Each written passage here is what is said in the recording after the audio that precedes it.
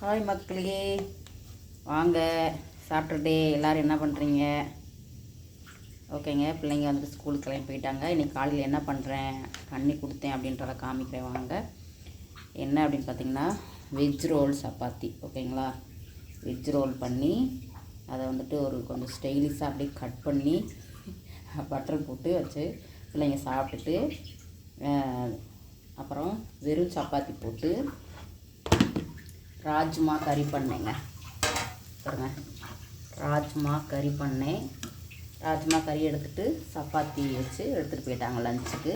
காலையில் சாப்பிட்றதுக்கு அப்படி வெஜ் ரோலு அது இருக்குது. பட் நான் வந்து கொஞ்சம் தோசை மாவு இருந்துச்சுங்களா, அதனால் தோசையை போட்டாச்சு. நல்லா பாருங்க, எவ்வளோ பெரிய தோசை, நல்லா ஆப்பம் மாதிரி நல்லா முருகலாக எடுத்துக்கிட்டாச்சு.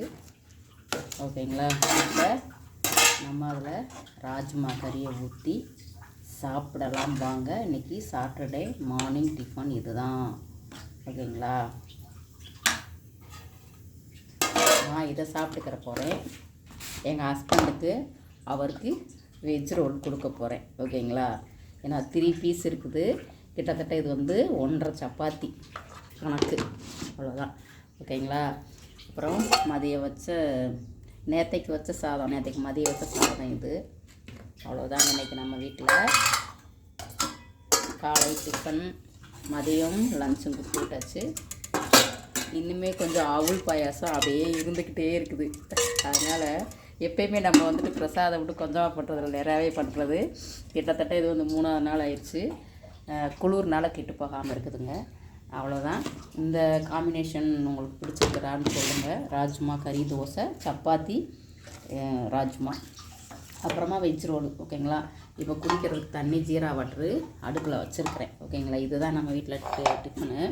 அப்புறம் நேற்றைக்கு மதியம் வந்துட்டு சக்கரவள்ளி கிழங்கு இருக்குல்ல, அதை வந்துட்டு வெங்காயம் மிளகா போட்டு நம்ம ஊரில் கிராமத்து ஸ்டைலில் வைப்பாங்க, கூழ் கழிக்கலாம், அந்த மெத்தேடில் வச்சேன். அது கொஞ்சம் இருக்குது. சரி, இது கெட்டு போகலை, குளிர்னால மேக்ஸிமம் வந்துட்டு கெட்டு போகாது, அதனால் அப்படியே வச்சாச்சு. மதியம் சூடு பண்ணி நம்ம என்ன சாப்பாடு சாப்பிட்றோமோ அது கூட எடுத்துக்கலாம்.